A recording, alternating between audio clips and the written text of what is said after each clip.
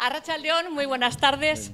En nombre de la Junta Directiva de la Asociación y el Colegio Vasco de Periodistas, queremos daros a todos y a todas la bienvenida a esta sesión, sesión sobre paz y crímenes de guerra en este miércoles 14 de mayo en Bilbao.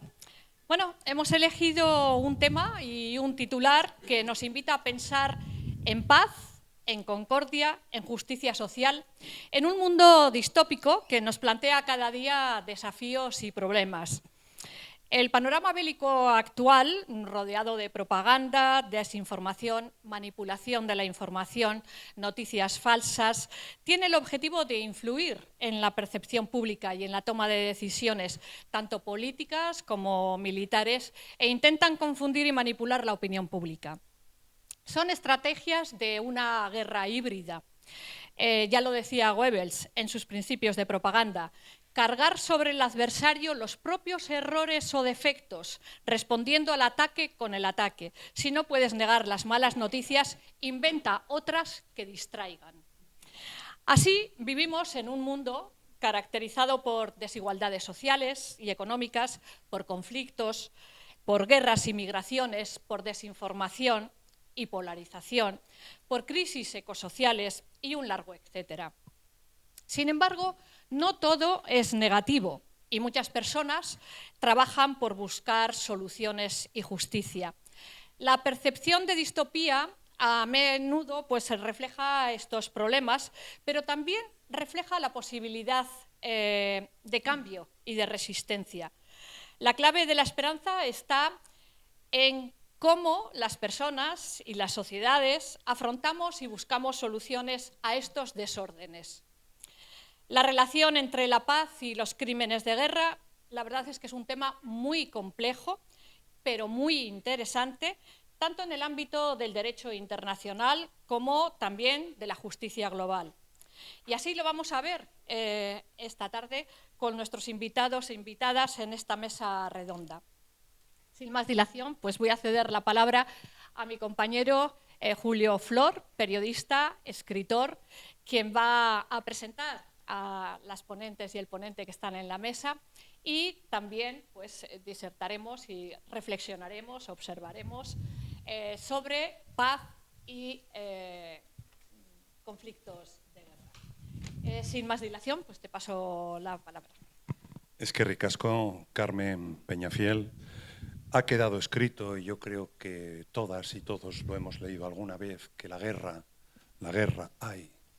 es la partera de la historia. Pero imaginemos la paz, que no solo es mejor que la guerra, como dijo el premio Nobel irlandés Bernard Shaw, sino infinitamente más difícil. Ella es el desafío emergente del día a día de nuestras vidas, el camino hacia la discrepancia legítima, las libertades, la justicia social, como ha dicho Carmen Peñafiel, y el desarrollo de las personas. La paz como anhelo, como derecho humano fundamental, la paz como lucha, la ansiada paz. Contamos hoy en esta mesa con 3 seres de paz, 3 arquitectos, diría, 3 obreros de la paz, un médico doctorado en psicología, una periodista y una activista, hermana de una víctima del terrorismo de Estado. Carlos Martín Beristain es el doctor en psicología. Empezó a dedicarse a los derechos humanos a partir de la atención a víctimas de la tortura, realizando informes médicos de demandantes de asilo y víctimas de esa tortura. A partir de ahí empezó a interesarse por la persona, no solo en las heridas físicas, sino en las psicológicas. Su familia, su entorno. Empezó a trabajar con víctimas de la tortura en América Latina, El Salvador, en Guatemala, con familiares de desaparecidos, lo que le llevó a otros países a compartir las experiencias con un fuerte foco en lo psicosocial, pero también en la memoria y en la verdad como herramientas de trabajo en procesos de transición política. Nos conocemos hace ya muchos años, es verdad que hace también unos cuantos que no nos veíamos, así que ha saltado en cuánto tiempo y el aspaldico, pero después de todo este ir y venir de todo este trabajo ingente que hoy no podríamos, llenaríamos esta sala de historias y de gente. Carlos, ¿cómo se puede soportar tanto dolor en vivo y en directo? Tanto que tú lo has escuchado mirando a los ojos. Bueno, yo creo que arratsalde on danori, eta eskerrik asko etortzeagatik. Bueno, yo creo que quienes lo tienen peor de soportar el dolor y el sufrimiento son las víctimas directas y sobrevivientes, ¿no? Nosotros, digamos, uno tiene el regalo de poder acompañar a la gente, ¿no? Porque si hay algo, lo más importante de este, entre comillas, trabajo, de estos procesos sociales, es cómo generar la confianza. Confianza en lo que está roto en medio de una guerra, como consecuencia de la tortura, la violación de derechos humanos, ¿no?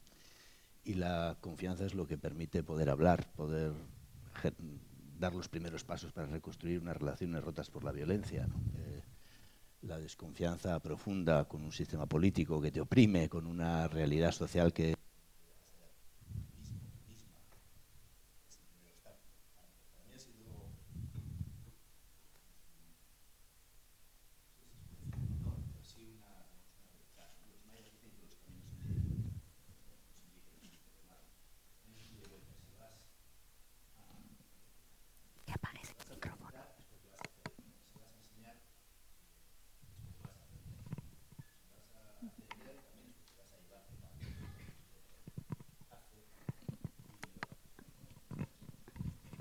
Digo, yo creo que en mi trabajo, en mis viajes, en el trabajo entre aquí y allá, yo recibo siempre muchas cosas de la gente con la que trabajo, ¿no? Obviamente hay que estar dispuesto a ponerse al lado de la gente. Yo entiendo este trabajo psicosocial como una metodología de trabajo al lado de la gente que permita poder expresar, poder ponerle nombre a lo intolerable, ¿no? Tú dices, bueno, la verdad es importante, la verdad es muy importante para las víctimas, porque a las víctimas lo que se les trata de secuestrar siempre es su derecho a la verdad, ¿no? Se les va a acusar, se les va a estigmatizar, se les va a criminalizar, se va a tantas veces a justificar la acción, ¿no?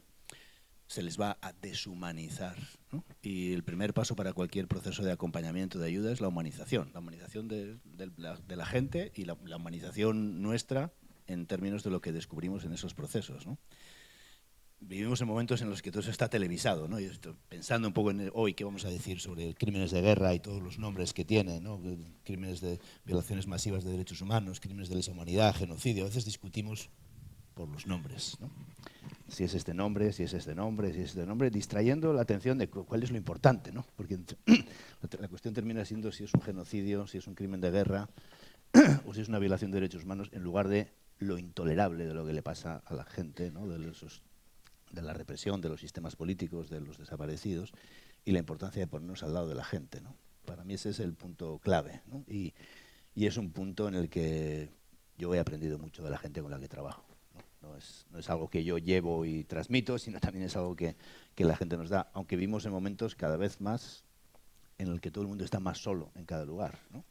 Yo vengo ahora de 3 países, de 3 contextos diferentes, duros, difíciles, en los que cada uno está más solo en su historia, ¿no?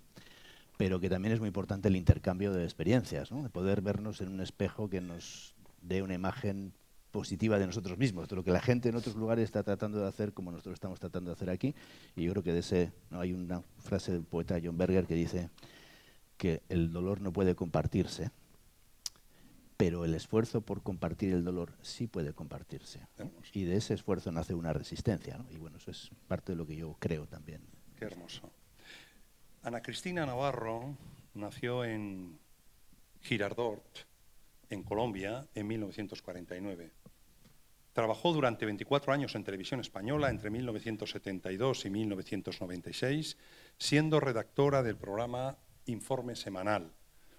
Entre 1972 y 1976, corresponsal de guerra entre 1981 y 1984 y directora de programación. De 2016 al 18 fue consultora y colaboradora de la Fundación Nuevo Periodismo. Entre el 2018 y 2022 fue coordinadora de pedagogía en la Comisión de la Verdad de Colombia. Actualmente organiza un ejercicio muy interesante necesario con jóvenes de diferentes extremos políticos, ideológicos, para trabajar en la no repetición del conflicto en Colombia. ¿Qué enseñó a Colombia, dirías, no sé si al mundo, esa comisión de la verdad, Ana Cristina? A ver, yo creo que antes de contestar a tu pregunta, es que no puedo dejar de mirar aquello que dice Juan Carlos Eguillor, fue mi compañero de universidad. Lo admiré muchísimo y fue el primero que me explicó cómo eran los vascos. Por eso lo llevo en el alma, porque fue muy importante en mi vida. Bueno, dicho esto, ¿qué nos enseñó o para qué nos sirvió la Comisión de la Verdad? Yo creo que todavía no se nota, porque todavía no se nota, pero que la Comisión de la Verdad, el informe final de la Comisión de la Verdad, va a marcar un antes y un después con los años. Lo estamos procesando apenas, lo estamos conociendo, pero uno ya empieza a darse cuenta que los colegios dicen, hey, ¿qué es eso? Hey, ¿por qué no viene y nos explica de qué se trata? Hey, ¿qué pasó? Pero yo sí creo que para las víctimas en Colombia, la Comisión de la Verdad es un antes y un después, porque nunca habían tenido la posibilidad de ser reconocidas de esa manera. Y yo pienso que yo vivo en un país que ha vivido en guerra prácticamente desde que nací. Yo no conozco un país en paz, excepto pequeños lapsos de tiempo, pero es un país con tanta fuerza, la gente tiene tal capacidad de resiliencia que aún así hemos sido capaces de salir adelante de alguna manera como país. Pero no lo vamos a lograr del todo mientras no acabemos con la exclusión en Colombia. Para mí la desigualdad no es tan grave. Lo peor de lo peor en Colombia es excluir al otro porque no es igual a mí, porque no tiene mi color de piel, porque no tiene mi clase social, porque no piensa como yo. Y yo creo que a eso hay que trabajarle, y yo creo que el informe ayuda bastante a trabajar sobre el reconocimiento y sobre la no exclusión del otro.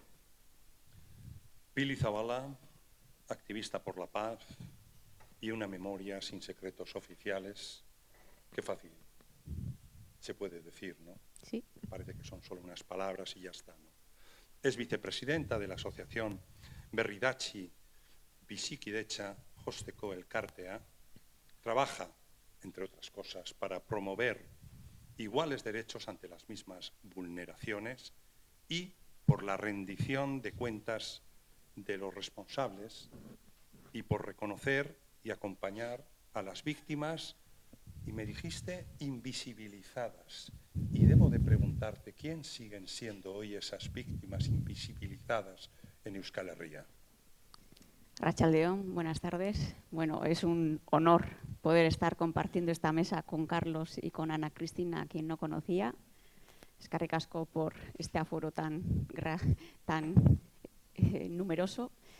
Las víctimas invisibilizadas. Obviamente en Euskal Herria sigue habiendo personas que desconocemos que han padecido vulneraciones de derechos humanos. ¿Y por qué sigue habiendo personas que desconocemos que han padecido? Pues la historia mismo nos lo indica. Una víctima, una palabra muy importante, confianza. Una víctima puede acudir, ¿a dónde puede acudir una víctima que ha sufrido algún tipo de vulneración de derechos humanos por parte del Estado? Ya sea por parte de la Guardia Civil, por parte de la Policía Nacional, ¿vale? Acude al lugar que tiene que acudir, que es a la justicia o al juzgado. Pero sabiendo que la justicia no es justa, porque en Euskal Herria la justicia para las personas vascas que han sido detenidas o que sin ser detenidas han sido directamente asesinadas, sin preguntar nada, para esas personas no ha existido justicia. Y yo cuando hablo de las víctimas invisibilizadas, me refiero a todas esas personas que hoy por hoy todavía, por no confiar, esa palabra, ese verbo tan hermoso, no confiar en la justicia o en el Estado que le tenía que haber protegido, porque los Estados están para proteger a todas las personas, no están para diferenciar a quienes protegen y a quienes no, se sintieron durante mucho tiempo abandonadas. Y esas personas, obviamente, algunas conocemos, porque con el tiempo han ido saliendo a la luz, porque algunas de esas personas han tenido entornos que les han permitido salir adelante y a eso me refiero yo con víctimas invisibilizadas. Y sobre todo porque, desafortunadamente, hoy en día existe una clasificación no por el tipo de vulneración de derechos humanos que haya sufrido, sino por el tipo de perpetrador que haya causado la vulneración. Y eso es lo que nunca se debería hacer. Y en Euskadi eso se hace, en Euskal Herria eso hoy por hoy se hace.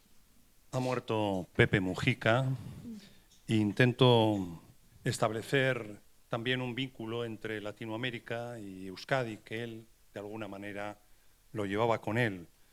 Nos dijo, entre otras muchas frases, Pepe Mujica: pertenezco a una generación que quiso cambiar el mundo, fui aplastado, derrotado, pulverizado, pero sigo soñando que vale la pena luchar para que la gente pueda vivir un poco mejor y con un mayor sentido de la igualdad. Yo creo que se han llenado los foros sociales, también los medios de comunicación. Parece que al marcharse Pepe Mujica, con las manos limpias y vacías, con su humor invencible, tuve el gusto de estar con él en su chacra hace 10 años, con su humor, con su bondad intacta, con su corazón de bosque, con su frente alta, parece que alguien ha dejado por ahí escrito, y me ha gustado, que cuando necesitamos creer, lo recordaremos. Yo quiero preguntaros, creo que hay una pregunta, me ha suscitado, has dicho, la Comisión de la Verdad todavía lo vamos a ver con el tiempo. Es como si hubiéramos sembrado algo y recogiéramos. Olvidan las nuevas generaciones. Hay una lección aprendida. ¿Cuál es la lección, la enseñanza, no sé si de la guerra y el conflicto? ¿Cuál es esa lección? Carlos, Ana Cristina, Pili. Bueno, yo creo que las condiciones en las que se dan los procesos son muy diferentes, ¿no? Las víctimas... una comisión de la verdad es un marco social de reconocimiento para tantos cientos de miles o millones de experiencias que han sido negadas, ¿no? Y es parte de un proceso. La verdad no se asimila porque se investigue. Nosotros trabajamos, Ana Cristina, fui comisionado de esa comisión 3 años en la Comisión de la Verdad, frente a 60 años de conflicto armado, de guerra, ¿no? La verdad no se asimila porque se publique un informe, porque se haga, bueno, hicimos muchos procesos de diálogo, muchos escenarios de diálogo, lo que llamamos el diálogo social, ¿no? Porque una comisión no es solamente un informe, para ese informe qué impacto tiene la educación, etcétera. Es también como se abre un espacio de diálogo, de escucha, para superar esa exclusión social, esa visión del enemigo, ¿no? Y generar nuevas maneras de dialogar, de entenderse, de discutir sobre los problemas y sobre las desigualdades reales, ¿no? Pero la asimilación de esa verdad con el tiempo depende de muchos factores, ¿no? Entonces, el informe de la Comisión de la CONADEP en Argentina fue un bestseller durante muchos años y venía de una crisis política en que los militares habían perdido la guerra. El informe de la Comisión de la Verdad de El Salvador no se publicó en 17 años. Y el asesinato de los jesuitas fue un operativo estratégico para acabar con la transición política. Y todo lo que pasaba en El Salvador después tiene que ver con cómo se cerró el espacio de un proceso de paz, cómo se cerró el espacio con el asesinato de los jesuitas. No hubiera sido igual El Salvador hoy con Ellacuría, Martín Baró, Segundo Montes vivos en ese proceso, ¿no? Como no hubiera sido igual Guatemala, que fui parte de un informe, fui el coordinador de un informe de Guatemala, que se llama el informe de Guatemala Nunca Más. 2 días después de presentar el informe de Guatemala Nunca Más, el obispo Monseñor Gerardi, que dirigía ese trabajo, fue asesinado. Y fue asesinado también como un intento de cerrar el espacio de la transición, ¿no? Bueno, ¿qué quiero decir con eso? Bueno, ¿cómo se asimila la verdad? ¿Cómo le llega a las nuevas generaciones? ¿Qué tipo de voluntad política o qué espacio hay para hacer, qué políticas se ponen en marcha en relación con eso, me parece que es determinante, ¿no? Y no les llega, Carlos. no les llega, si no hay condiciones políticas para ello, si no hay una política pública que asimile esa memoria, esa verdad, ¿no? ¿Cuántos años han pasado en el Estado español para que se pudiera hablar de las víctimas del franquismo o de las víctimas de ETA y de las víctimas del GAL por las dificultades que esto tiene, ¿no? Entonces todo eso forma parte de una política para la transformación, ¿no?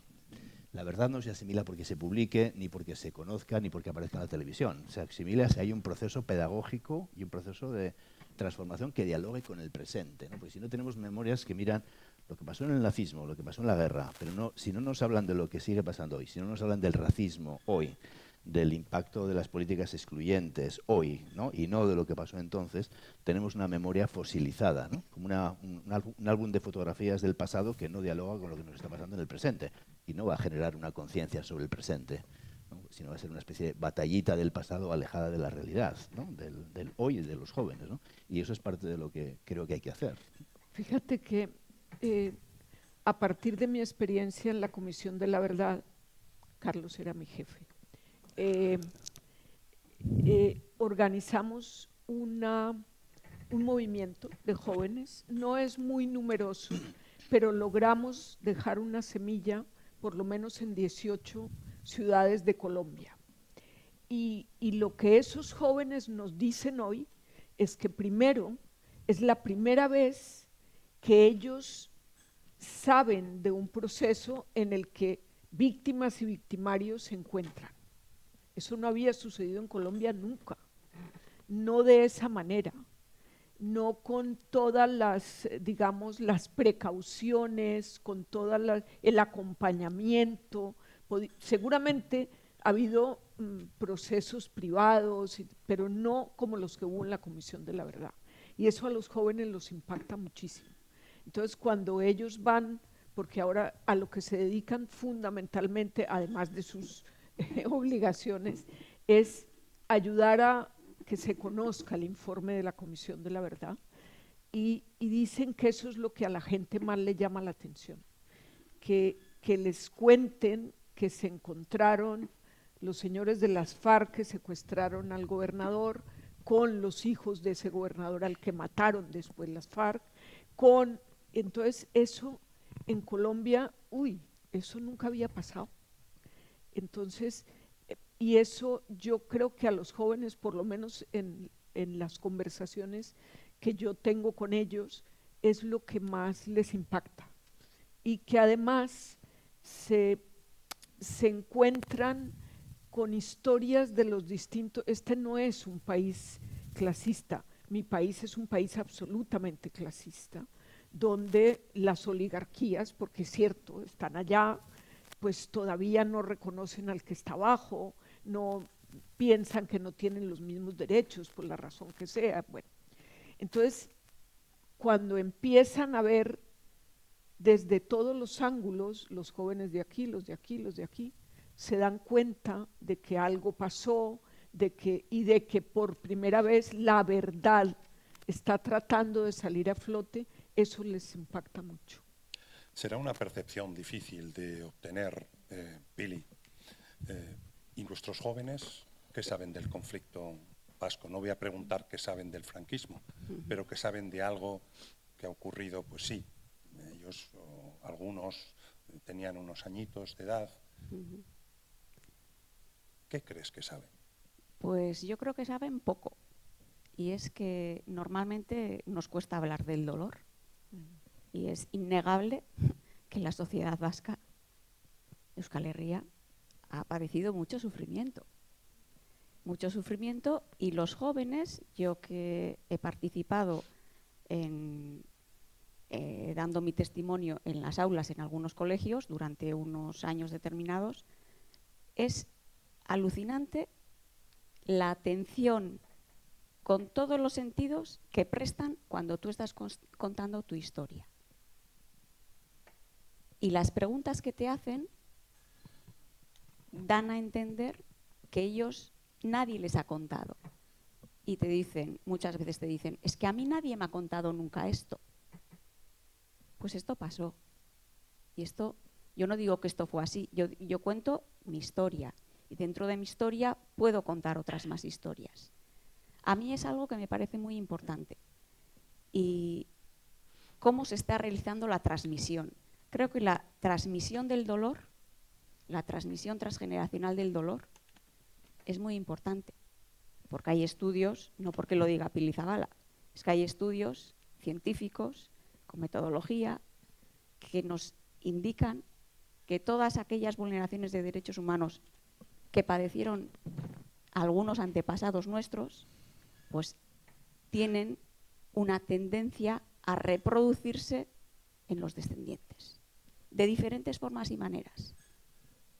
Y a mí eso me preocupa. Me preocupa cómo se está realizando la transmisión, porque creo que el dolor, lo sucedido, independientemente de que fuese doloroso, se tiene que conocer. Obviamente, la transmisión debe ir enfocada a conocer todo lo sucedido, las graves vulneraciones de derechos humanos, y a prevenir o intentar que eso no se vuelva a repetir. Es decir, garantizar el nunca más. Tenemos que conseguir, de una forma u otra, con diferentes estrategias, conseguir ir poniendo los cimientos para que el nunca más lo podamos ir garantizando.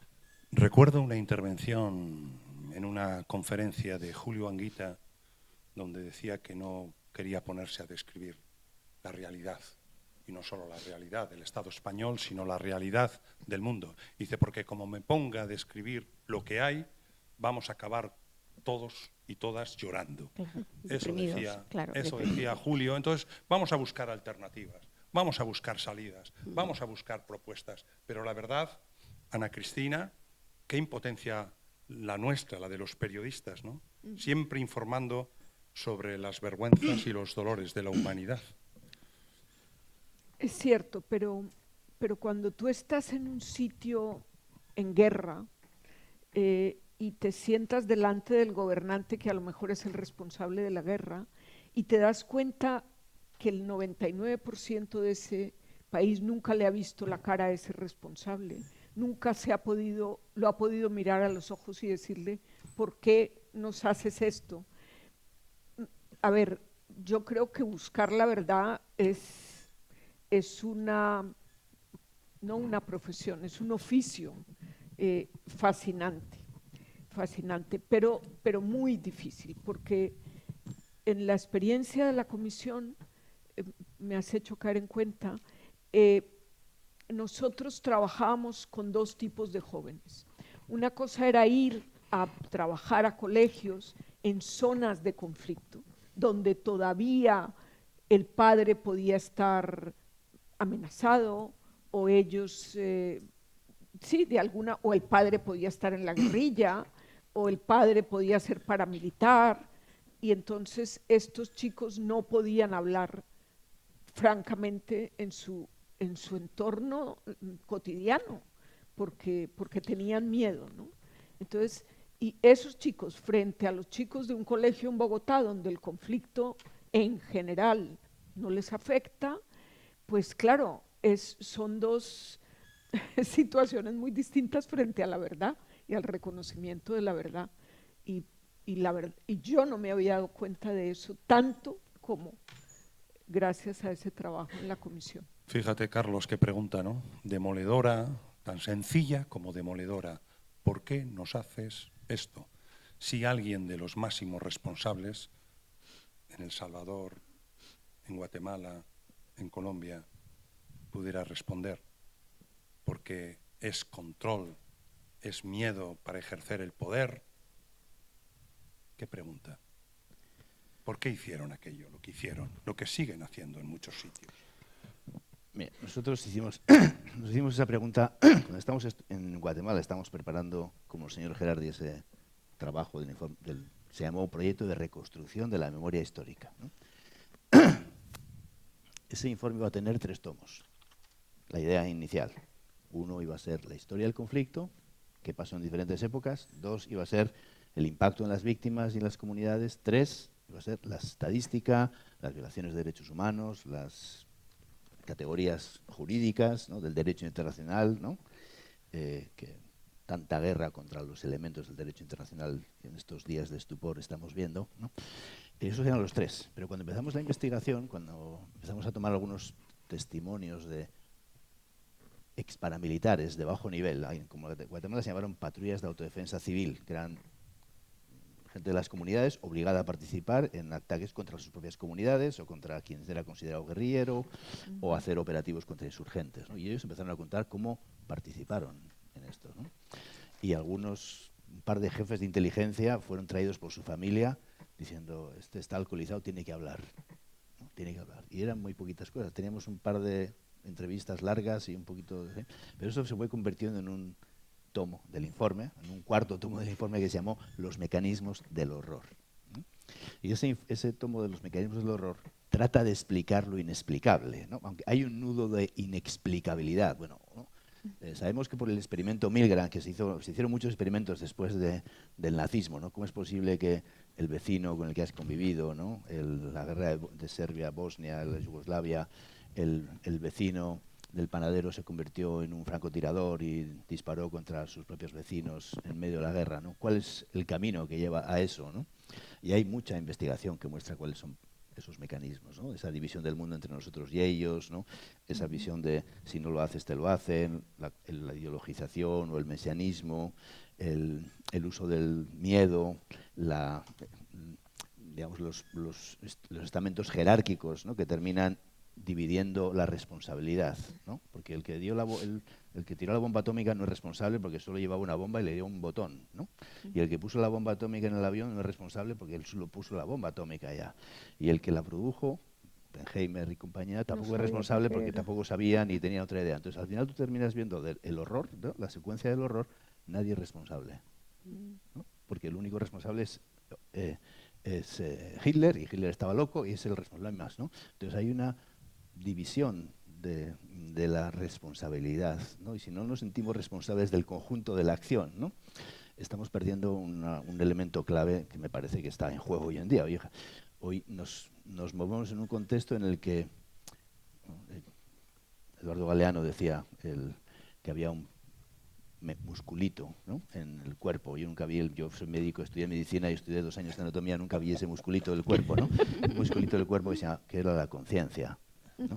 Y que era un pequeño músculo que era capaz de moverlo todo, ¿no?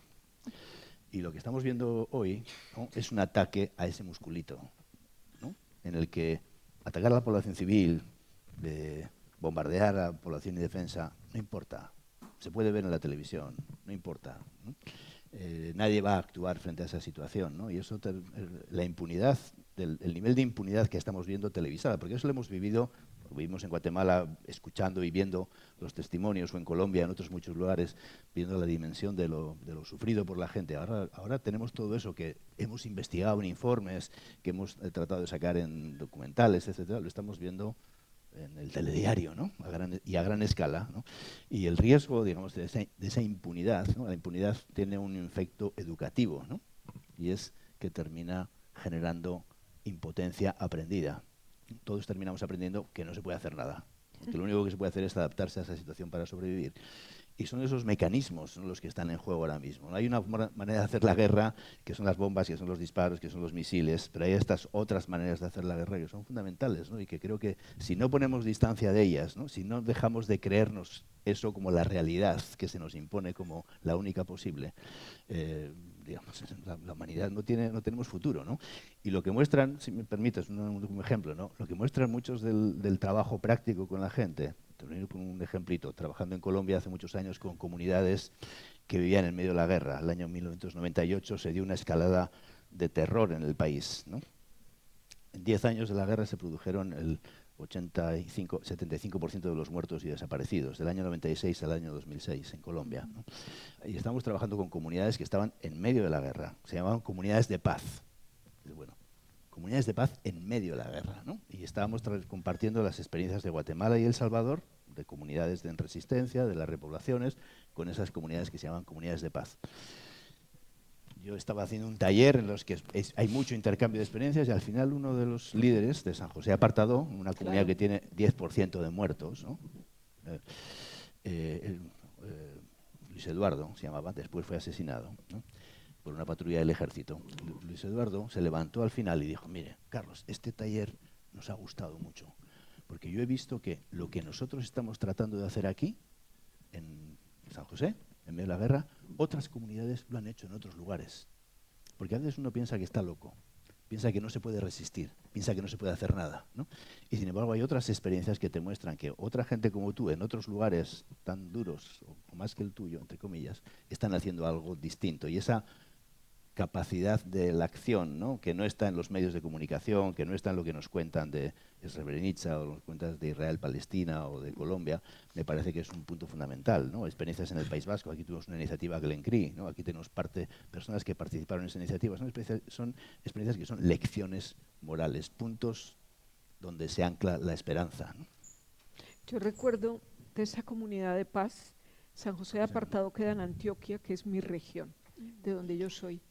Y esa comunidad de paz, como se llamaba así, y fue como la primera que en Antioquia decidió llamarse Comunidad de Paz, el gobierno no pudo decir más horrores sobre la Comunidad de Paz de San José de Apartadó, aparte de tildarlos de guerrilleros, de asesinos, porque simplemente decían: no queremos saber nada con los que no quieren paz. Más o menos esto era lo que venían a decir. No me interesa usted y no me interesa usted. Nosotros queremos vivir en paz. Pero fueron los primeros que lo pronunciaron así, que se declararon en favor de la paz y de ninguno de los bandos. Y eso era rarísimo, rarísimo. Entonces, como no estás de parte del gobierno y no estás de parte del ejército, pero tampoco estás de parte de la guerrilla, pues eso era una cosa extrañísima. Y bueno, fue terrible las cosas que alcanzaron a decir de esa comunidad de paz. Y hoy siguen siendo, sí, y hacerles. Les mataron, pero despiadadamente, vamos.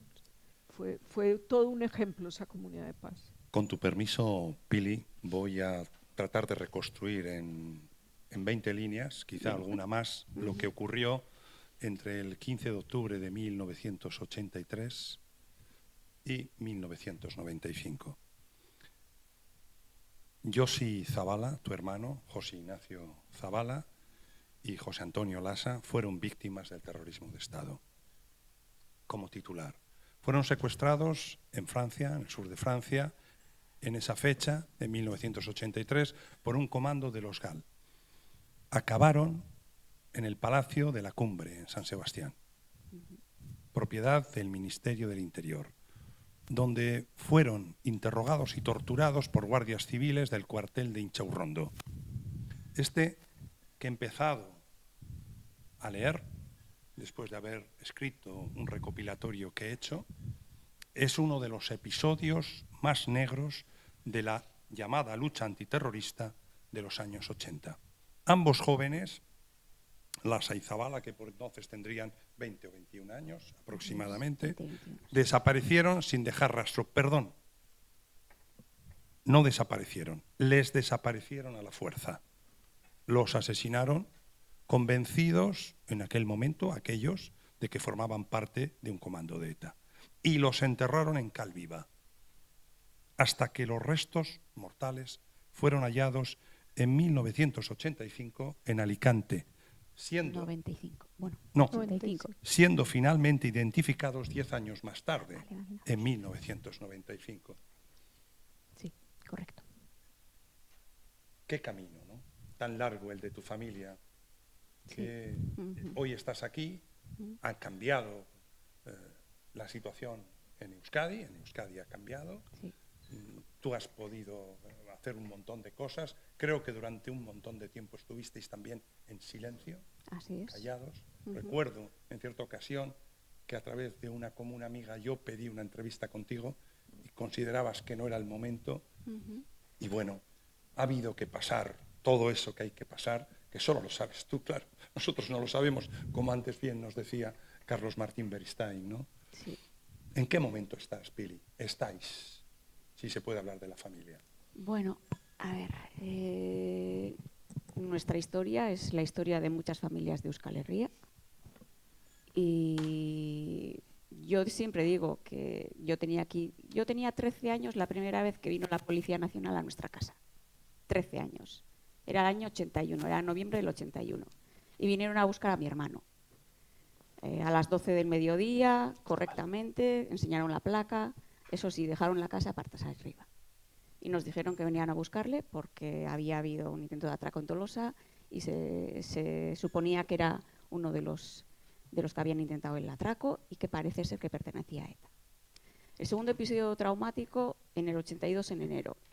Esta vez vino la Guardia Civil, rompió la puerta con las metralletas, eso ocurría aquí. Nos levantaron a todos de la cama a las 2 de la mañana. En los dos episodios, mi madre nos dijo: no contéis nada a nadie, esto tiene que quedar en casa. El silencio. Y luego ya lo más terrible fue cuando vinieron unas personas del Comité de Refugiados que nos dijeron que no habían ido a dormir la noche del 15 al 16 de octubre del 83. Joshi tenía 21 años, Josian 20 y yo tenía 15 años. En mi casa esta situación terrible se intentó sobrellevar con muchísima angustia, pero con un interés principal, que era buscarlos. Porque en nuestro caso, una desaparición forzada es lo que tiene. Es que cuando el impacto del hecho traumático no te da tiempo casi de darte cuenta, porque inmediatamente tú ya estás pensando en buscarlos. Hay que buscarlos. Y de hecho, los primeros intentos de búsqueda de diferentes patrullas organizadas, patrullas de la población, amigos de la comunidad que vivía en Iparralde, etcétera, etcétera, pues se intentó hacer pequeñas búsquedas, pero obviamente todo era infructuoso. ¿Y cómo hemos podido atravesar todos estos años? Sobre todo para mí los años más duros, los peores años de mi vida fueron los años de la desaparición. Y yo hago un impasse en mi vida. Yo cuando cuento mi vida, digo, hasta los 15 años vivía Joshi. Y a los 26 es cuando le pudimos enterrar. ¿En qué condiciones? También sería otro episodio traumático de poder contar, pero bueno. Pero en el lapso de tiempo de las desapariciones forzadas, que estuvo desaparecido, yo siempre hago un inciso, y ahora me acuerdo de ti. En octubre del 83 finalizó la dictadura argentina. Y a partir del 83 empezaron en el informe semanal a aparecer, siempre había un reportaje de los 4 que emitían, que uno era de los desaparecidos, o de Argentina o de Chile. Y yo siempre pensaba, Joshi y Josian siguen estando desaparecidos. Y en esos reportajes de televisión española nunca aparecen. Y eran reportajes premiados a periodistas españoles. Entonces, yo siempre he vivido en silencio, es verdad, he vivido muy en silencio todo este episodio traumático de nuestra vida. Y en mi casa, afortunadamente, ha habido una ilusión. Y es que vivíamos del recuerdo de la felicidad. Y creo que la infancia feliz, y nosotros tuvimos una infancia muy feliz. Y yo me acuerdo de Joshi y me acuerdo de lo bueno. Y es lo bonito de la transmisión, también del dolor, obviamente, también de las situaciones traumáticas, pero es hermoso pues recordar la belleza de la vida y sobre todo a mí lo que me ha hecho es convertirme en una persona muy radical en defensa de los derechos humanos. Y muy radical me refiero, yo no empecé a actuar, es decir, yo durante muchísimo tiempo estuve callada y no iba a ningún lugar y no me involucré en ningún tipo de organismo de pacificación o político, etcétera, etcétera. Porque es que además yo tenía una misión y mi misión era no generar ningún tipo de problema para que mis padres bastante tenían con la dimensión del problema que tenían y bastante tenía yo con intentar robar una sonrisa por parte de mis padres. Entonces, nuestro tránsito como familia, es verdad que hubo un apoyo social, pero yo siempre he reivindicado que institucionalmente a nosotros nos abandonaron totalmente. A pesar de todo eso, a mí siempre me ha parecido muy hermoso, más desde que te conocí, que has hecho siempre una apuesta por la paz y la reconciliación. Sí. Sin odio, sin ningún afán revanchista, que se haga justicia, hombre. Sí, por supuesto. Una justicia es reparativa, importante. ¿no? Sí. Eso es importante porque hay víctimas, Claro. y yo he estado con ellas, Mm. que dicen, no puedo evitar el odio que siento, y Sí. es tan humano que el otro puede decir, te puedo entender, ¿no? Pero en tu caso tienes esa luz, ¿no? Ese destello de... Sí, bueno, yo creo que es el amor que siento hacia mi hermano y es más poderoso el amor que El yo odio. siento hacia él que todo el odio que pueda sentir hacia las personas que llegaron a ser capaces de hacer eso. Te veo anotando muchas cosas, Carlos. Sí. No sé, Y además- todo lo que dice Pili ahora vas a comentar. Y además, yo siempre pienso, igual es también por las experiencias que he tenido en encuentros restaurativos, en encontrarme con otras víctimas, en haber conocido a personas que en un momento dado han ejercido la violencia, y no me gusta ponerles etiqueta. Es verdad que las personas que ofendieron a mi hermano, que le provocaron todos los padecimientos antes de la muerte, Le torturaron. sí, que lo torturaron. Y esas personas, yo he intentado acceder a esas personas. Les he escrito una carta y ha sido entregada, pero ha sido rechazada. Entonces, a mí, como ser humano, me interesa mucho saber por qué el ser humano es capaz de producir ese horror a otro ser humano intencionadamente. Yo no sé si Carlos y Ana Cristina conocen que tú fuiste al Palacio de la Cumbre, Sí. volviste, Sí. y tuviste allí una conversación que no sé si hoy Sí. quieres compartir con nosotros y Sí. nosotras. Bueno, yo he estado en el cuartel de Inchaurrondo, en un círculo de pacificación en el cuartel de Inchaurrondo, con guardias civiles, con personas de la comunidad de la academia, personas facilitadoras y una persona que representaba al Estado español. Pero obviamente para llegar a realizar un círculo de pacificación en el cuartel de Inchaurrondo hay que hacer un camino, un largo camino. Un profesor de Derecho Penal me aconsejó: Pili, no entres en Inchaurrondo. Asegúrate que no te saquen ninguna foto al entrar en Inchaurrondo. No pueden limpiar todo el daño que han hecho sacando una foto tuya entrando en Inchaurrondo. Y, por supuesto, yo me aseguré de que eso no se podía producir.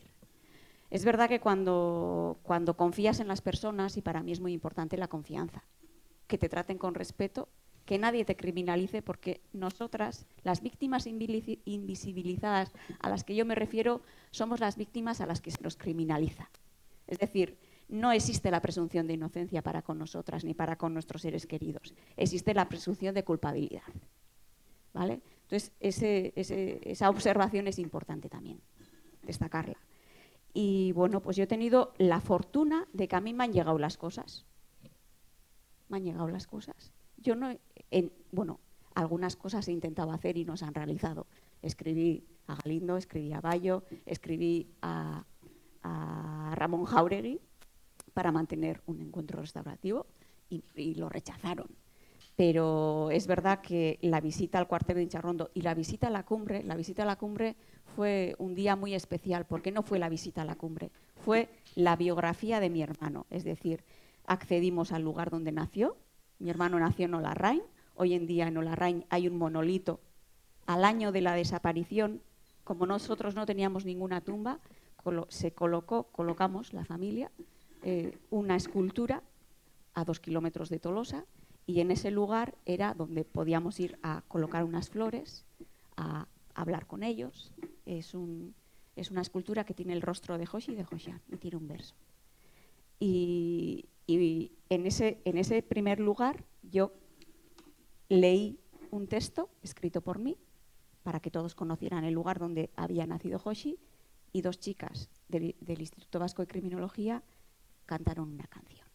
Es decir, a cada sitio yo iba contando, a cada lugar relacionado con la biografía de mi hermano y con mi familia, yo iba contando algo, y luego había 2 chicas que ponían música dependiendo del lugar. Pues fuimos allí, luego al intentar, bueno, desde Olarrain accedimos al Palacio de la Cumbre. A Bayona no llegamos a ir porque era demasiado largo, pero si no hubiésemos intentado ir al lugar donde estuvieron viviendo mientras estuvieron refugiados. Luego ya fuimos al Palacio de la Cumbre y antes de llegar al Palacio de la Cumbre, un guardia civil, que en ese momento era coronel y luego lo ascendieron a general, me dijo, ¿te importaría que parásemos en este lugar? Y le dije, no. Y era el lugar donde habían asesinado a un guardia civil, a Pardines, a José Antonio Pardines. Bueno, y en ese lugar, que es un punto kilométrico en una carretera de Guipúzcoa hacia Cizurquil, ahí depositamos una flor. Y luego ya fuimos al Palacio de la Cumbre. En el Palacio de la Cumbre, ahí otra vez, hicimos un recorrido por una pequeña zona. El palacio es muy largo, es muy grande, solamente por una zona. Y en una zona donde todos sentimos unas vibraciones muy negativas, que era un sótano, en esa zona, ahí yo también, bueno, ya me derrumbé, pero pude leer lo que tenía escrito. Si llego a saber lo hubiera traído, pero no lo he traído. Pude leer y unas chicas, como os digo, pusieron una música, y yo pedí colocar una flor de mi hermano y mía en un lugar. Me dieron permiso y si no la han quitado, hay una foto en el Palacio de la Cumbre, que es el lugar donde fueron torturados según la sentencia, hay una foto de Joshi y mía colocada allí. Hicimos un recorrido y accedimos también a una sala que es como una biblioteca, que es donde se reunían los altos cargos del gobierno para analizar, para acordar las, digamos, estrategias que iban a utilizar. El plan CEN, etcétera, etcétera, etcétera. Y bueno, pues esas vibraciones también eran bastante negativas. A una de las personas que nos acompañaba, un facilitador, se le ocurrió llevar pétalos de rosa, y a lo largo del palacio y a lo largo de nuestro recorrido fuimos depositando pétalos de rosa. Y bueno, en diferentes lugares yo iba contando algo y luego ya de ahí fuimos al cementerio de Tolosa. En el cementerio de Tolosa también les conté pues, la historia de la escultura. Está precioso. Hay una rosa que nos regaló Lolo Rico y que la plantaron Lolo y mi madre. Nuestra común amiga. Sí, está la rosa está esplendorosa. Y luego ya fuimos a nuestra casa. Y el general de la Guardia Civil nos hizo una paella de marisco en nuestra casa. Entonces terminamos comiendo todos y al finalizar, después de la comida, hicimos un círculo de cierre y cada persona me iba haciendo un regalo. Y bueno, pues para mí fue un día muy importante. Muy importante sobre todo porque ves que hay personas dentro de las instituciones, dentro de los cuerpos, también dentro de las fuerzas de seguridad. Hay personas que merece la pena conocer y de hecho Antonio siempre me decía, es que a ti te tienen que conocer y yo siempre le digo, pues que me llamen, que me conozcan, si eso va a permitir cambiar algunas conciencias dentro de las fuerzas y cuerpos de seguridad, oye, yo estoy dispuesta. ¿Qué decís, queridos contertulios, de esta mesa sobre la paz? Es que... Bueno, yo creo que las... Dale. Tú, No, dale. Adelante, jefe, hágale. No. Dale. No, es que me he quedado muy impresionada con tu relato, pero es cierto, hemos vivido situaciones parecidas, ¿no? Que es que cuando, y que la gente te lo dice, las víctimas te lo dicen, que cuando pueden ver en el otro que ha sido su victimario un rasgo de humanidad, de capacidad de reconocimiento del otro, algo puede cambiar. Y eso es muy impresionante, muy impresionante. Aparte de eso, lo que yo quería aclarar es algo que no hemos explicado, Carlos, y es que la Comisión de la Verdad en Colombia forma parte de un sistema que se crea a partir del momento en que el gobierno negocia con las FARC, que es la guerrilla comunista, ortodoxa, etcétera, con más años bueno, en aquel momento, porque ahora todavía hay un grupo guerrillero activo, y crean un sistema donde se crea la Comisión de la Verdad, que realmente está para investigar, para reconocer, y para, digamos, sentar unas bases de convivencia diferentes, pero también está un Tribunal de Justicia transicional y restaurativa, que es la JEP, que todavía está en funcionamiento, que es la Justicia Especial para la Paz, y una unidad de búsqueda de personas desaparecidas, porque solo con todo eso funcionando, pues podremos lograr de alguna manera dar un paso a otra Colombia distinta, en la que nos podamos reconocer en la diferencia. No, yo quería, bueno, retomando algunas de las cosas que ha dicho Pili, y también de las cosas que hemos aprendido en el trabajo con las víctimas, ¿no? Y sobrevivientes, ¿no? O sea, el odio, o sea, la vengatividad reactiva es una respuesta normal frente a una experiencia anormal, ¿no? Lo normal no es eso, lo normal es la experiencia que la gente ha tenido que sufrir, ¿no? Ha sufrido, ¿no? Y la rabia es una respuesta normal. La cosa es qué se hace con la rabia, ¿no? La rabia se puede canalizar hacia uno mismo, se puede canalizar hacia los que tiene al lado, se puede utilizar la rabia políticamente para aumentar el círculo de la violencia, pues ha pasado en el caso vasco, en el caso colombiano, en todos los conflictos, ¿no?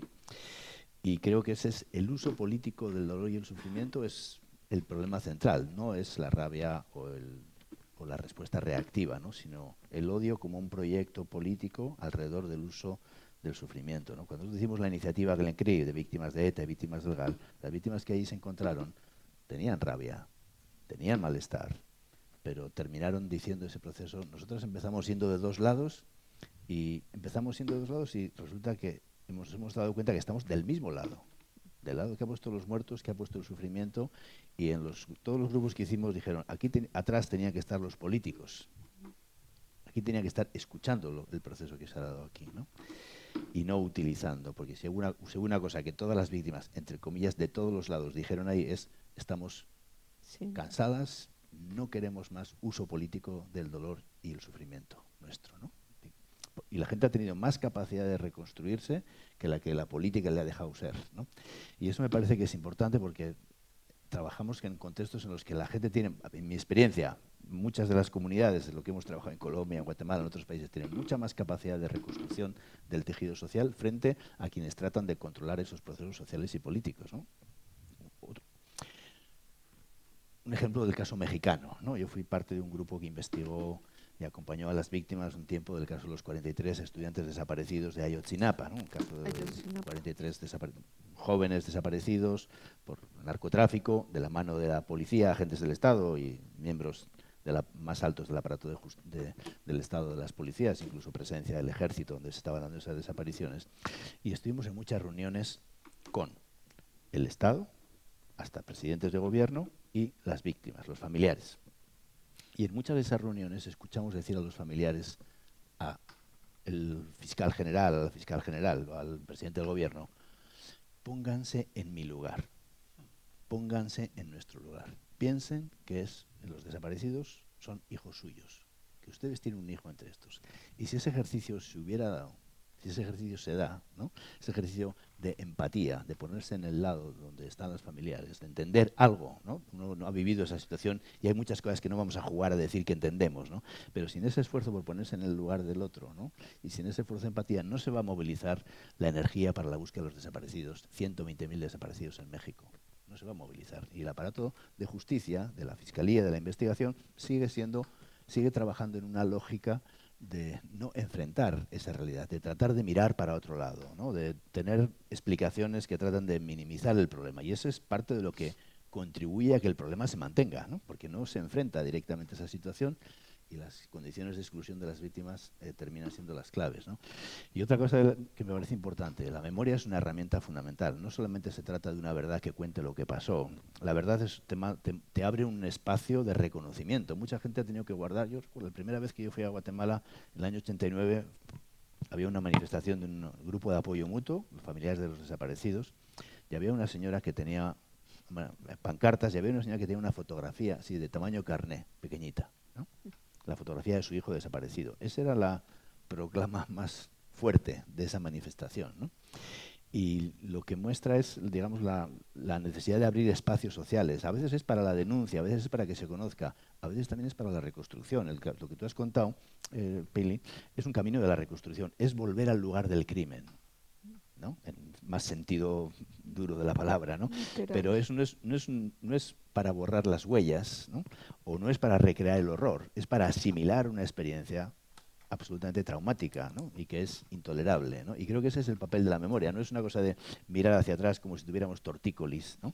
Y estamos mirando allá. No, la memoria, el problema del trauma, vamos a decir, sociopolítico, es que la vida de la gente queda atada a un pasado del que no se puede liberar. Y el papel de la memoria precisamente es liberar esa existencia de un pasado del que no se puede liberar. Si tú no tienes un reconocimiento, si no hay un marco social de esa experiencia, la gente queda atada siempre allí. Cuando ese marco se da, uno puede empezar a asimilar esa experiencia terrible, durísima, implacable, pero puede empezar a asimilarla para transformar su vida y mirar hacia adelante. Si no, el olvido forzado condena a la gente a seguir atada a ese pasado.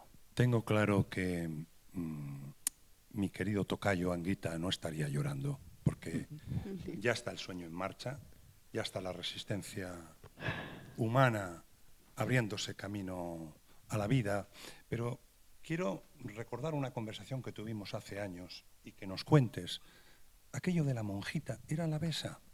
Era la besa, sí. Era la besa. Era la besa. Era una monjita que estaba caminando, buscando una alternativa, un camino, buscando una luz para seguir con ganas, como dicen los jóvenes, con energía, con fuerza, y se fue, creo que de Guatemala a Colombia. Organizamos un encuentro. Bueno, ¿Y tú te la encontraste en un aeropuerto o algo así, o cómo fue aquello? A ver, cuéntanos, porque es muy hermoso. La memoria. No, bueno, y es una idea, digamos, de una cosa de... Un día estábamos trabajando en Colombia con un grupo de comunidades en el Chocó, ¿no? Afrodescendientes, en zona dura de la guerra, gravísima exclusión social, que estaban en este proceso de resistencia comunitaria, ¿no? Entonces querían hacer un encuentro sobre la memoria. Bueno, entonces dijeron, queremos invitar a alguien de Guatemala. Tú sabemos que has estado en Guatemala. ¿A quién nos recomiendas? ¿No? Entonces yo hablé con la monja de Gasteiz, que llevaba allí 1000 años, ¿no? Que había estado en el proceso del REMI, de este proceso de reconstrucción de la memoria histórica con la Iglesia Católica, trabajaba en una zona que se llama Alta Verapaz, una mujer fantástica, se murió hace unos años, ¿no? Y entonces hablé con ella y le dije, mira, están estas comunidades, sería bueno que vengas a contarles la experiencia del REMI, ¿no? Y en un encuentro sobre la resistencia a la guerra, ¿no?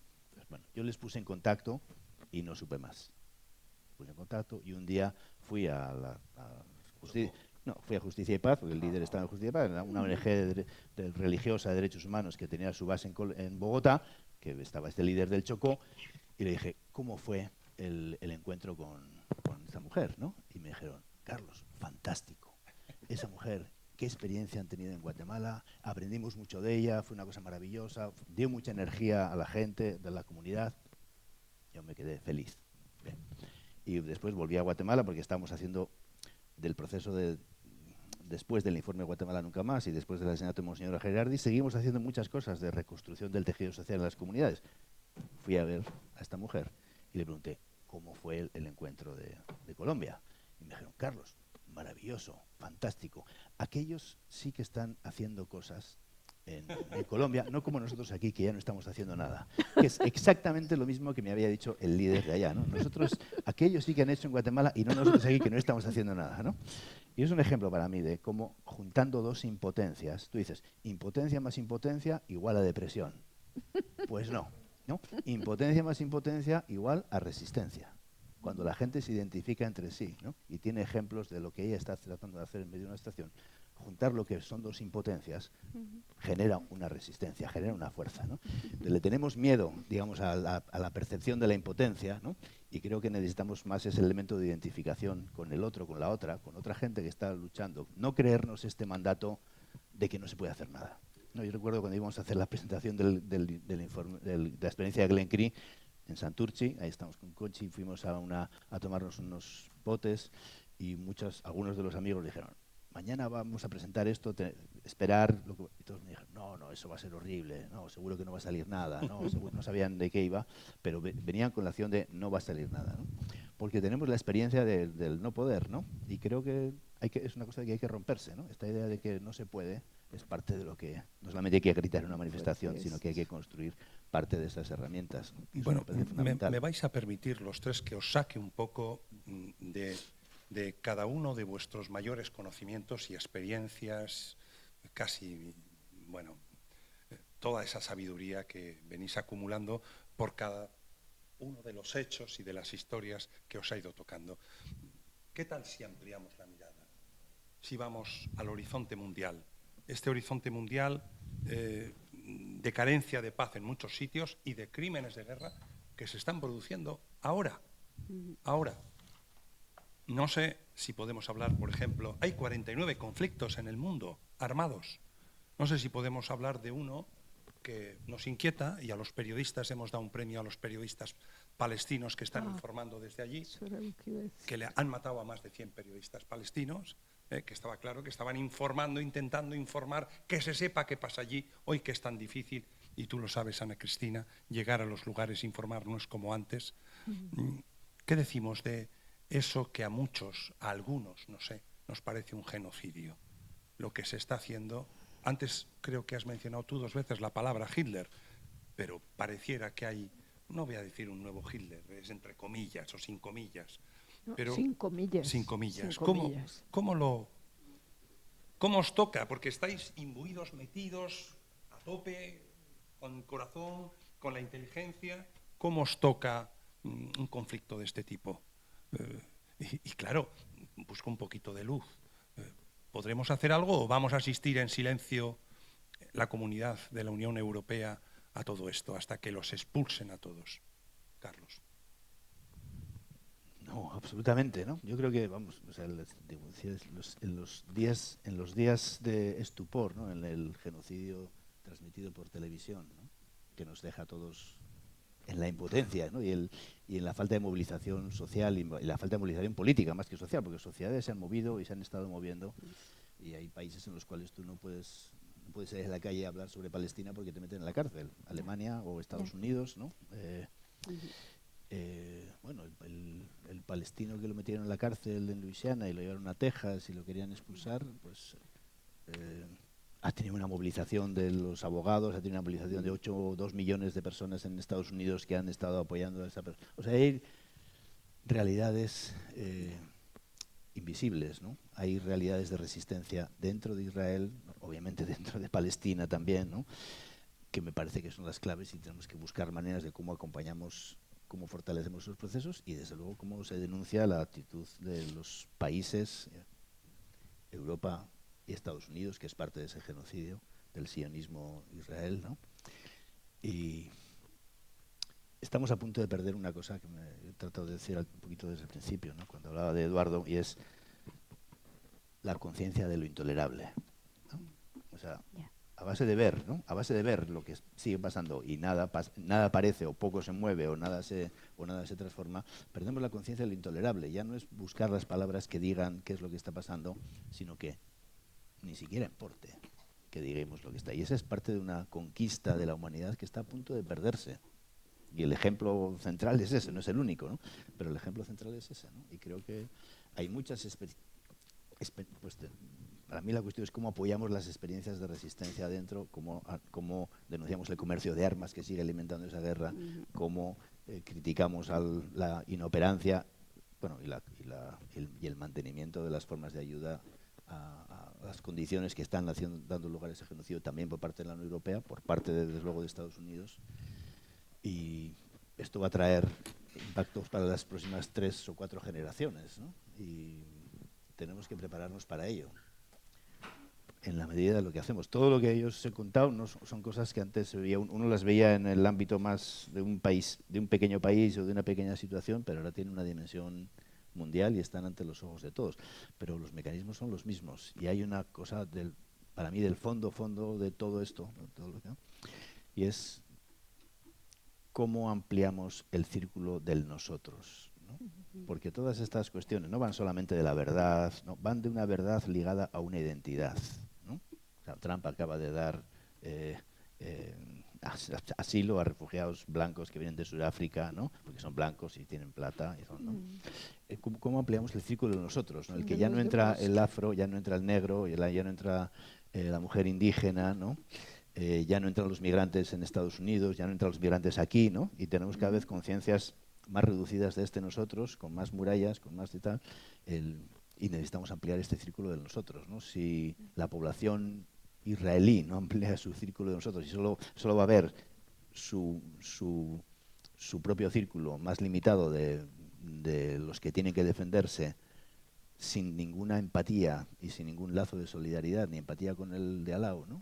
que no habla hebreo o que habla hebreo pero que es palestino, no hay futuro, ¿no? Y la Declaración Universal de los Derechos Humanos es un ejercicio, es decir, la gente tiene derechos no en función del grupo étnico al que pertenezca, si son blancos, si son ricos, que es lo que está en discusión hoy, ¿no? Los únicos que tienen derechos son los blancos y ricos, punto, ¿no? Y el resto no. ¿Cómo ampliamos ese círculo de nosotros? Que pasa por romper esas memorias defensivas en las que cada quien se fija en los muertos en los que a mí me interesan y en el resto no me importa, ¿no? O si son de una determinada clase social. De eso estamos hablando. Ya estamos en la cosa. Pero yo escribí un pequeño librito con un amigo hace muchos años de las primeras experiencias de trabajo en Guatemala, en El Salvador y Guatemala, que se llama Afirmación y Resistencia. Y hay un capítulo que habla de la represión política. Explica algunas cosas sobre la represión política con la idea de que si no entendemos a qué nos enfrentamos, no lo vamos a poder combatir. Tenemos que entender en esta nueva fase a qué nos estamos enfrentando para poder combatirlo. ¿Cómo contestarías tú a eso, Ana Cristina? ¿A qué nos estamos enfrentando a nivel global? Sí. Aparte del avance de la ultraderecha en muchos sitios, en muchos países. Yo creo que Carlos tiene mucha razón. Si no entendemos muy bien lo que significa el señor Trump, a ustedes les toca un poquito lejos, afortunadamente para ustedes.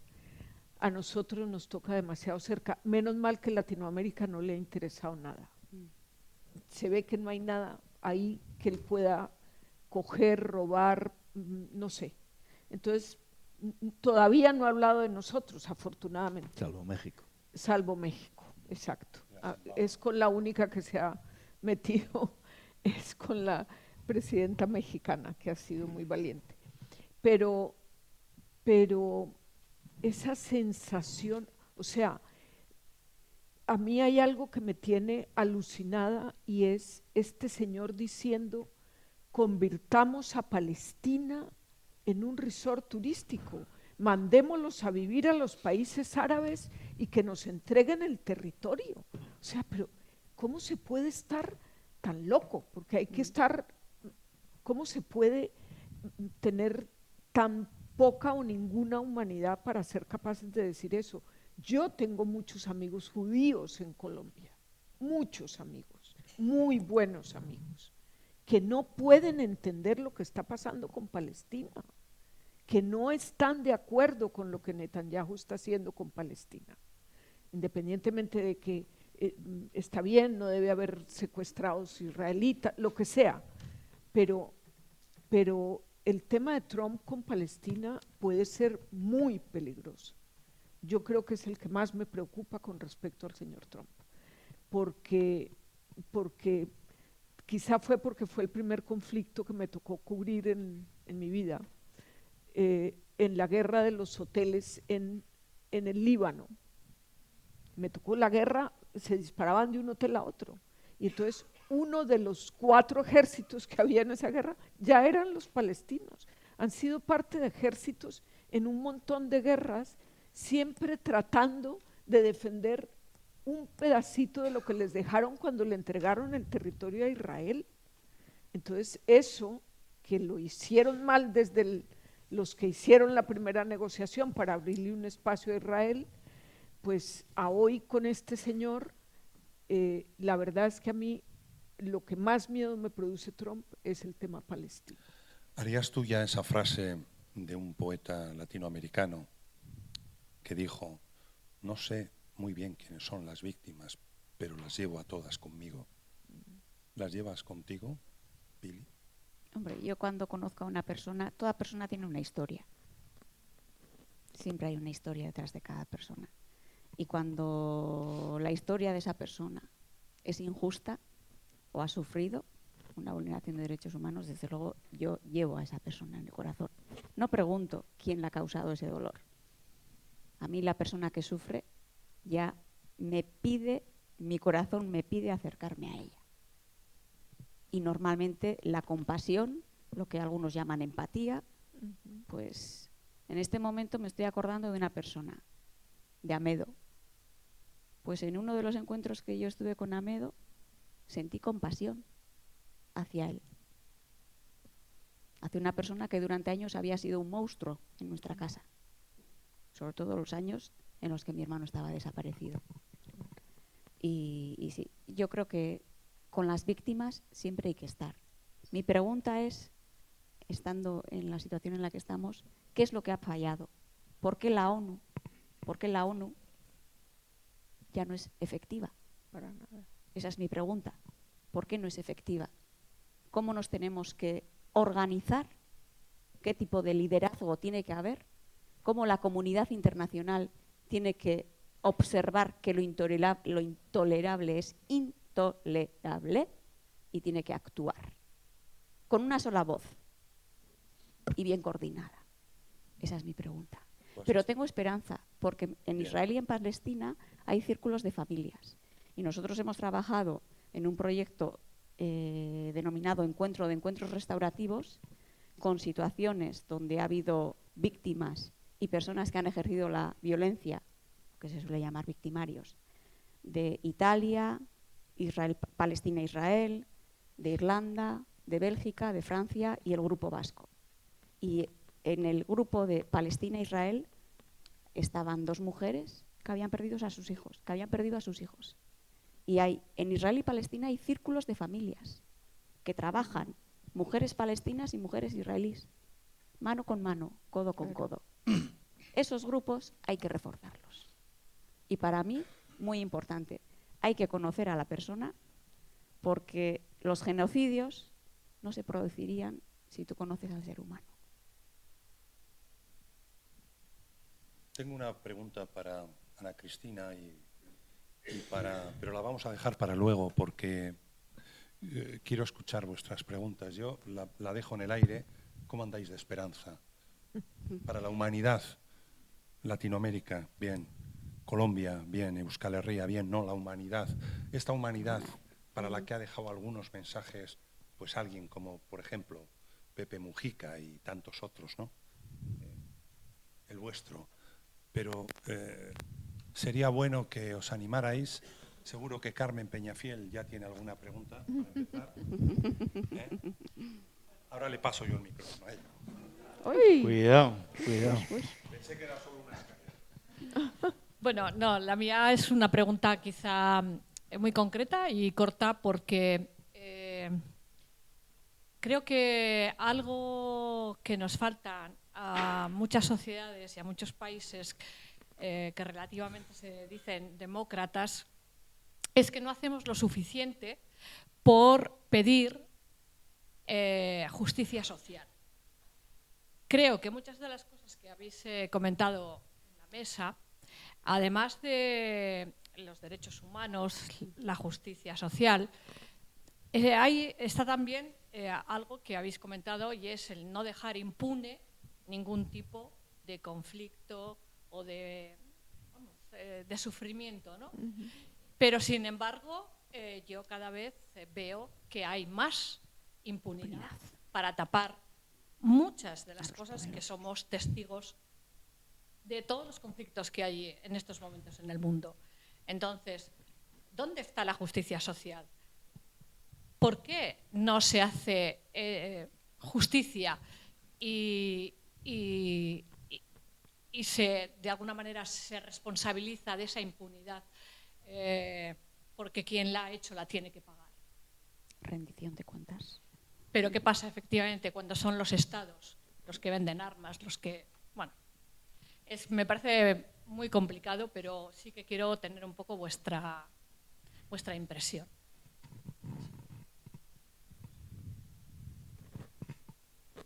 ¿Podemos admitir alguna pregunta más? Creo que sería bueno que os animarais. Eso que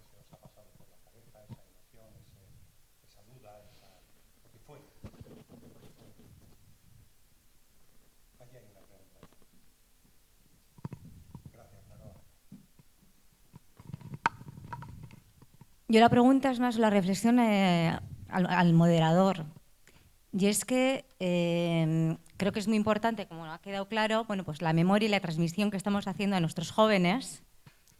Y la pregunta era algo así como a ver qué saben de ETA y no vamos a preguntar ya del franquismo. Pues yo creo que tienen que saber también del franquismo, porque ETA no se entiende sin el franquismo, como el GAL tampoco se entiende sin ETA. Entonces me parece que es un paquete que tiene que ir juntos, porque si no, pues la memoria va a estar muy, muy coja. Y bueno, pues las personas que os dedicáis al periodismo sabéis que podéis cambiar la visión de lo que tenemos, así que animaros a pues, que esa memoria sea completa y no tan cojita. Eskerrik asko.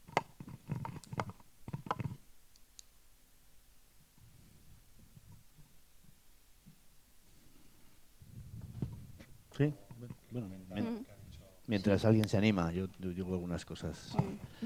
Bueno, Yo creo que no habéis hablado, por ejemplo, de que las guerras son provocadas todas por la economía, por la pasta, por todo el poder económico que interesa y de represión que hay. No solo la represión y el poder de autoridad, sino también por la pasta. Yo creo que las guerras es la pasta. Y eso me parece que es importante hablarlo, ¿no? absolutamente, ¿no? Y no solamente es la pasta, sino que la guerra es una forma de negocio, ¿no? Claro, Entonces, bueno, no. la ONU, tú dices la ONU es muchas cosas, ¿no? La ONU son los estados, la ONU es el Consejo de Seguridad, los la Asamblea General, los cinco miembros del Consejo de Seguridad con derecho a voto son los mayores productores de armas, Sí. ¿no? O sea, empezando por ahí, ¿no? Claro, tú tienes luego el sistema de derechos humanos, del que yo he trabajado con ellos, he hecho muchas cosas, ¿no? Que es clave para hacer el trabajo, ¿no? Pero como decía Theo Van Boven, ¿no? Fue un relator de derechos humanos, de la tortura, Luis Janet, los relatores más importantes de derechos humanos que ha tenido Naciones Unidas, decía, cuando él iba a una asamblea de Naciones Unidas, escuchaba a sus colegas decir, aquí vienen los idiotas de los derechos humanos, ¿no? O sea, siempre considerando tal. Y los derechos humanos y la Declaración Universal y los mecanismos han sido la piedra en el zapato de muchas de estas cuestiones, ¿no? Y creo que son parte de lo que ha permitido hacer muchas cosas y obviamente son los mecanismos que están en riesgo y que no están a la altura de la dimensión de lo que tiene que hacer, ¿no? La Corte Penal Internacional pues ha tratado de hacer alguito, ¿no? La Corte Internacional de Justicia, o sea, lleva examinando un año una demanda de genocidio para ver qué dice, ¿no? Mientras todo sigue pasando, ¿no? Entonces yo creo que lo que es claro que las razones económicas y políticas están detrás, ¿no? Cuando yo me acuerdo cuando fuimos de las primeras veces a Colombia en un encuentro con un grupo de desplazados internos que iba con un sacerdote, la mujer, el sacerdote le preguntó a la señora qué le pedía a la Virgen, porque tiene una casita ahí de palo con una Virgen, qué le pedía a la Virgen y ella le dijo, yo le pido que si me vuelven a desplazar no haya nada bajo los pies. Porque las dos veces que había sido desplazadas había algo bajo los pies, ¿no? Una había habido esmeraldas y otra había oro, ¿no? Y uno de los problemas de Colombia o de Congo o del Sáhara, ¿no? De la ocupación marroquí, tiene que ver con los recursos naturales y tiene que ver con la pasta, que dices, ¿no? Con las dinámicas económicas cada vez mayores, ¿no? Y el control de los minerales, etcétera. Lo hemos visto en el caso de Ucrania ahora mismo de una manera flagrante, ¿no? Como el matón del barrio discutiendo en la televisión del mundo sobre qué hay que hacer o no para robar, ¿no? Para robar, punto, ¿no? Y extorsionar a un país en medio de la guerra, ¿no? Entonces eso es muy brutal, ¿no? Y te deja en la impotencia de qué se puede hacer, ¿no? Yo siempre trabajo con los vencidos, con los que han perdido todo, ¿no? Con los que los han derrotado, ¿no? Y hay una dignidad que no ha sido derrotada y hay una resistencia que no ha sido derrotada. El ejemplo de Colombia es muy evidente, ¿no? Tú tienes un país que ha sido machacado, ¿no? Bueno, en todas las guerras modernas que siguen pasando, todos estos conflictos que ahora vemos, 50 conflictos después de la Segunda Guerra Mundial se han dado en la época de la guerra de Bosnia y se han dado en otras, cuando las guerras son mucho más cercanas, ¿no? Que ya no están tan lejos que las empezamos a ver, pero muestran que esa tercera guerra mundial ya no es una tercera guerra mundial entre bloques. Lo que estamos viendo en la situación actual es con qué parte del mundo se va a quedar cada quien. ¿Con qué parte se va a quedar Estados Unidos? ¿Con qué parte se va a quedar los chinos? ¿Con qué parte se va a quedar Rusia? ¿No? Y la Guerra Fría, por más que fuera un enfrentamiento este-oeste, tenía una dimensión norte-sur. ¿Cuáles son las zonas de influencia de estos y de estos y estos? Y tenemos una nueva manera de entender esta dinámica, que no era la Guerra Fría de la lucha ideológica, sino el control norte-sur. Yo lo que he aprendido, no os puedo decir más que lo que yo he aprendido trabajando en muchos lugares, ¿no? y trabajando con mucha gente que ha hecho cosas increíbles en medio de la situación, ¿no? No hubiéramos tenido... En Chile hubo un abogado que se llamó, quiero recordarlo aquí ahora, Roberto Garretón. Roberto Garretón fue abogado de la Becaría de la Solidaridad. Era un tipo que fue democristiano, que cuando el golpe de Pinochet, al día siguiente se hizo en la lucha contra la dictadura, ¿no? Y el Roberto Garretón fue probablemente la persona que más recursos de habeas corpus hizo para la búsqueda de los desaparecidos. Y sus colegas, él trabajó en una cosa que se llama la Vicaría de la Solidaridad, que era una institución de la Iglesia Católica que fue el refugio de las víctimas de la dictadura. Y le dijo, mucha gente le decía, pero ¿tú para qué sigues haciendo recursos de habeas corpus? Si ningún recurso de habeas corpus sirvió nunca para encontrar un solo desaparecido. Nunca. Y la gente le decía, tú estás quemando árboles de la Amazonía, estás gastando papel, acumulando papel, no sirve para nada, ¿no? Pero uno se pregunta, ¿qué es lo más digno que se puede hacer en medio de la dictadura cuando viene la familia con un desaparecido? ¿Qué es lo más digno que puede hacer la vicaría, el abogado? Roberto, ¿no? Lo más digno que puede hacer es usar toda su experiencia cargada de impotencia de los 500 recursos de habeas corpus que no han servido, entre comillas, para nada, para ver cómo acompañamos a esta familia y cómo hacemos el siguiente recurso de habeas corpus para la búsqueda, ¿no? Y eso es lo que a él le movió durante años de la dictadura, ¿no? Bueno, todos esos recursos de habeas corpus que no sirvieron nunca para nada fueron la prueba una vez para que Pinochet fuera detenido en Londres, ¿no? Sin esos recursos de habeas corpus, Pinochet no hubiera sido detenido en Londres, ¿no? Entonces, ahí hay una acumulación de la lucha contra la impotencia, ¿no? En un momento en el que nada se puede hacer, pero en el que es muy importante hacer lo poco que podemos hacer, a pesar de que no le veamos el horizonte del resultado de lo que estamos haciendo, ¿no? Pero la acumulación de muchas de esas impotencias a las que uno no ve el resultado, en ciertas condiciones políticas, claro, si la gente lo empuja. Pinochet no estuvo detenido solamente porque el juez Garzón en un momento tomó una decisión, sino porque hubo organizaciones y hubo presiones y hubo asociaciones, tanto de Argentina como de Chile, entre ellos Adolfo Pérez Esquivel, Premio Nobel de la Paz, que fueron los que empujaron a que hubiera una jurisdicción universal y hubiera ese juicio, ¿no? Sin toda esa corriente no hubieran pasado hechos a los que luego damos un valor histórico determinado. Y sin toda esa impotencia escondida en personas como Roberto Garretón, todas esas cosas no hubieran pasado. Como sin las madres y abuelas de Plaza Mayo no tendríamos convención para la desaparición forzada. Sin esas madres que se pusieron en una esquina de la Plaza de Mayo y cuando llegó la policía le dijo, mujeres, viejas, circulen. Y empezaron a dar vueltas y ellas se lo tomaron en serio y no dejaron de dar vueltas nunca, ¿no? Esa fue idea de la policía, no fue idea de ellas, ¿no? Yo quisiera responderle a la persona, que no sé su nombre, que ha comentado sobre la información que tienen que tener los jóvenes en España respecto del franquismo, la transición, las torturas no solamente de ETA o del GAL, etcétera, etcétera. Y haría referencia a, hace unos días he leído una entrevista a Esteban Beltrán, presidente de Amnistía Internacional España. Lleva 25 años siendo presidente. Como sabéis, Amnistía Internacional es un organismo en defensa de los derechos humanos. Todos los años ya está el informe publicado del año 2024 de todos los países y en qué situación los derechos humanos están en esos países. También está el informe respecto de España. España vulnera derechos humanos. Pues Esteban Beltrán dice, el Estado español tiene un problema, tiene un cordón umbilical que comienza con el golpe de Estado del 36, continúa con el franquismo, continúa con la transición, con las torturas del País Vasco, con las residencias de Madrid y Barcelona en pandemia. ¿Cuál es ese cordón umbilical? La impunidad. ¿De acuerdo? La impunidad. Entonces, pero claro, en el Estado español sí se juzgan casos de corrupción, pero no se juzgan casos de vulneraciones de derechos humanos cometidas por el Estado. Porque todo esto que yo he referido, todas estas situaciones, las han cometido funcionarios públicos, funcionarios del Estado. ¿Qué es lo que tenemos que hacer para enfrentarnos a esta situación? ¿Cuándo vamos a aprender a exigir la rendición de cuentas de todas estas personas responsables de todo esto? Y eso es lo que a nivel mundial tenemos que hacer.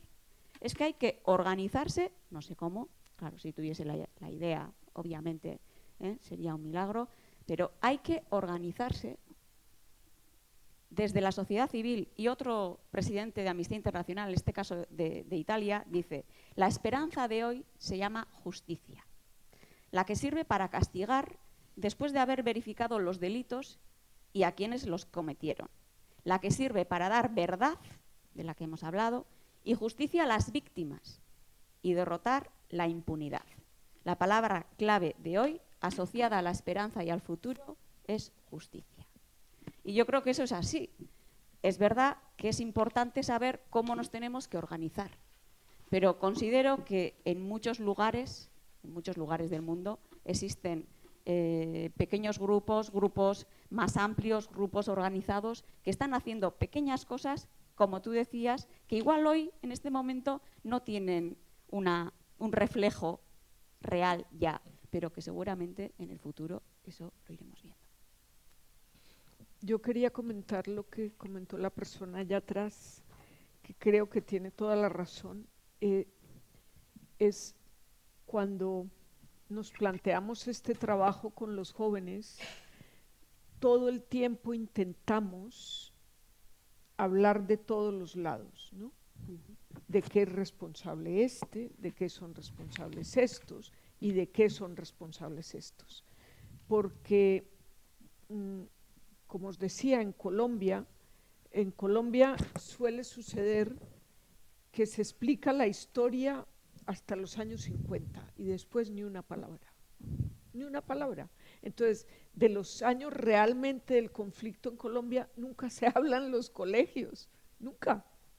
Entonces no hay una visión, no por decir que sea más o menos equilibrada, no, es que no hay. Porque de eso, que te lo cuenten en tu casa, que te lo expliquen si te lo quieren explicar. Y recuerdo que en la comisión tuvimos una experiencia muy bonita en una escuela, en un colegio enorme de 1000 y pico de chicos en un barrio periférico de Bogotá. Y les preguntábamos, y eran chicos desplazados de la guerra. Y les preguntábamos, ¿tú por qué viniste a Bogotá? Ah, yo no sé. Pero vamos, ¿no te explicaron? No, en mi casa no se habla de eso. Ah, ¿y en el colegio no te lo han explicado? No. Entonces, claro, mientras no le pongamos a cada situación, a cada responsable su nombre, su apellido y sus responsabilidades, no lo vamos a lograr. Y eso en el fondo es trabajar con la verdad de todos los lados y de todas las situaciones, porque si no es así, no lo vamos a lograr. Y en Colombia estamos bastante lejos de eso. ¿Querías decir algo, Carlos? No.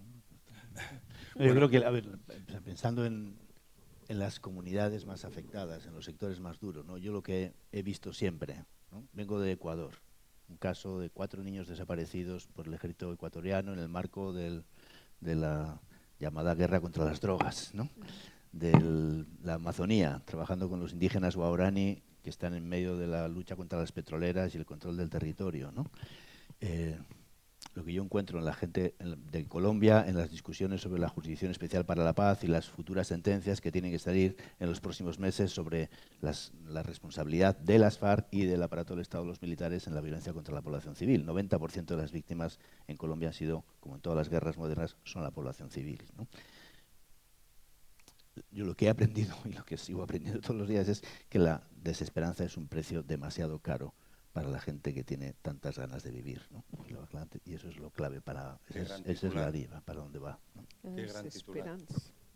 Qué gran titular para este encuentro. Por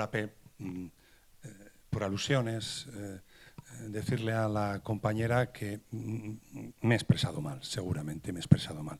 No quiero decir que los jóvenes no deban de saber de ETA, del franquismo, de toda esa oscura, ¿no? todo ese oscuro periodo de 40 años de dictadura, de falta de libertades que algunos hemos vivido, ¿no? Y hemos sufrido y hemos ido a las calles a pedir libertad. Humildemente lo digo.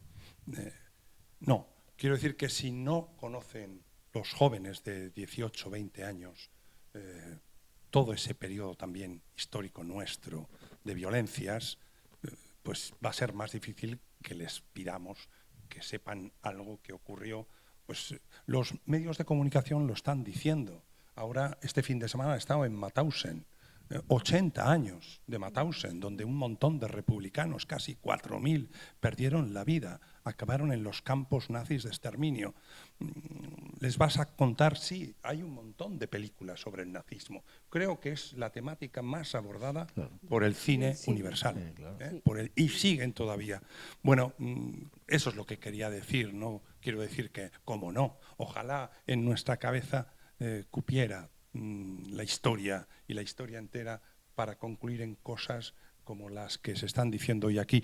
Yo, si me permitís, con cariño, tengo que felicitaros a los tres. Pero felicitaros porque Ana Cristina la escuché hace tiempo con Manu Leguineche, un homenaje que se le hizo aquí en Bilbao a través de la asociación y el Colegio Vasco de Periodistas, pero a vosotros dos es que va pasando los años y os veo cada vez más amantes de la paz, a medida que van pasando los años, con más. Y esto me parece formidable. Yo os felicito porque hay luz entre un montón de congéneres y de gente cercana a nuestra. Y si me permitís, quisiera terminar hoy con un poema que fue escrito en 1955, un poema de resistencia de nuestro querido y entrañable Blas de Otero. Pido la paz y la palabra. 1955, ¿eh? Ojo.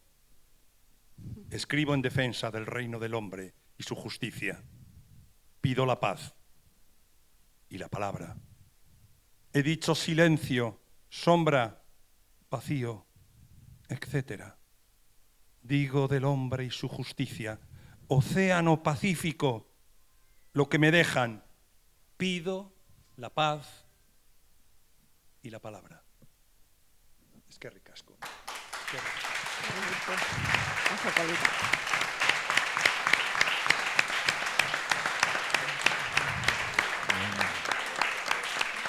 Bueno.